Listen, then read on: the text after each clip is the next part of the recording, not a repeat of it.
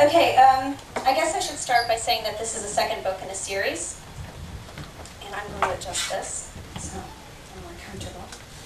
Okay, I should start by saying that this series came to me when I was actually at the point in my career where I was going on 11 years of writing and no publication in sight, with over 200 rejections and over 40 manuscripts written.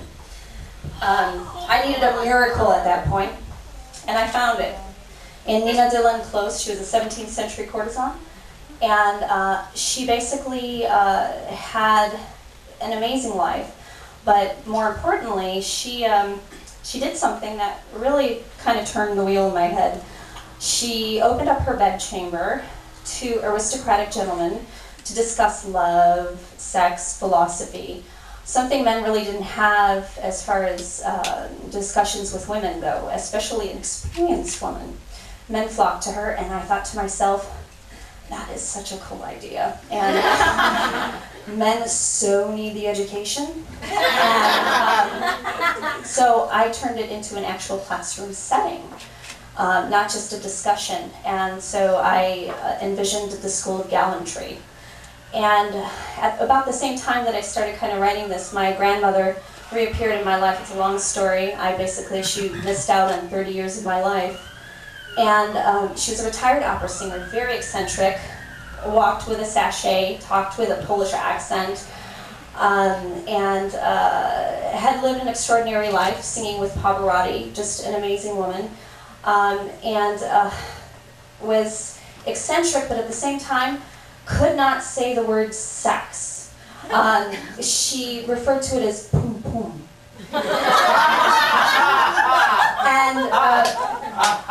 I was just blown away because she was literally reeked of sex, even at her age. So it just came together for me, and I created the character Madame de Maintenon, who was an elderly retired courtesan.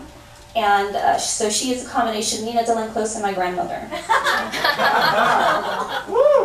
So the second book in the series, I'm going to basically start in a play. I have marked this, and I'm so sorry.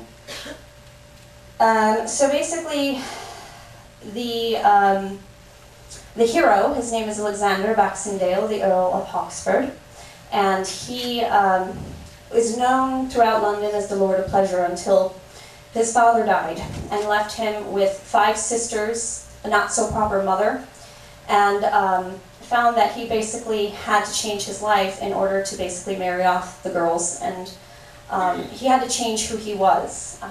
And of course, then he meets the heroine and realizes he didn't want to change who he was. So the heroine is the admissions of conductor for the School of Gallantry, and so what she does is interview men.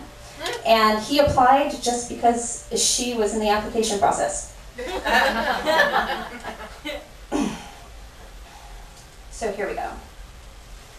So every lesson, basically every chapter, instead of chapter, it's a lesson, and at the beginning is basically a quote from what I would say is Madame de Maintenon, who's the School of Gallantry headmistress. Lesson 6, and mind you, I will speak in a British accent because that's just how I do it. Yeah. Woo! Lesson 6. It is a known fact that men often cast aside all reason and common sense the moment the possibility of great sex appears.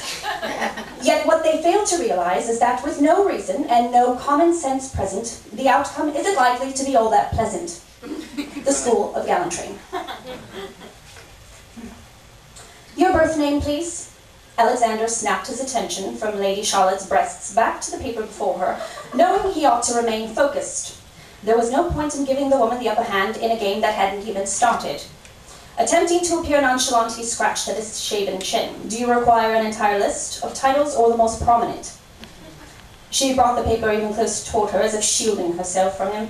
The most prominent, please. You'll submit the rest in written form upon admission. Of course. He leaned forward and placed his hands on his knees. That would be Alexander William Baxendale, the 3rd Earl of Oxford. Do you need me to spell it for you? No. She gracefully scribed his full birth name and title across the top of the paper. Her eyes eventually met his again. Let us begin. What is your age, Lord Hoxford? 1 and 30. She eyed him for a moment, then wrote the number beside his name. And you are a virgin? His lips quivered in an effort to remain serious. Surely their previous encounter should have adequately answered that. No, I confess that I am not. No, of course not. She tilted her head to come to one side and placed a small X beneath his name. Were you at the age of consent during your first sexual encounter? He shrugged. I really wouldn't know the age of consent these days. It's been a while since my first sexual encounter. She sighed.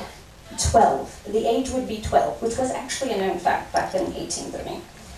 12! He pulled in his chin in disbelief and snapped up straight in his chair. Hell, my youngest sister is 12. And Mary was in no damn state to be consenting to lecherous men. The very thought of a man having sex with his sweet, though oddly morbid sister was enough to make him want to heave up his breakfast. That seems far too bloody young. Are you certain of that?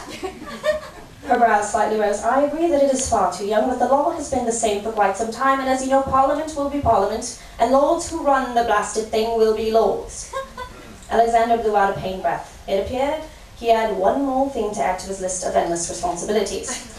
Perhaps he needed to padlock each and every one of his sister's doors and consider more reliable means of reinforcement, like wrought iron chastity belts. I am rather pleased you find the age to be abhorrent, my lord, for it truly is, but we are not here to solve the troubles of the world.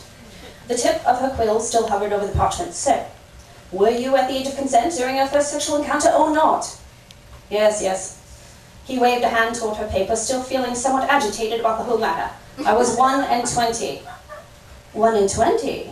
She paused. Truly?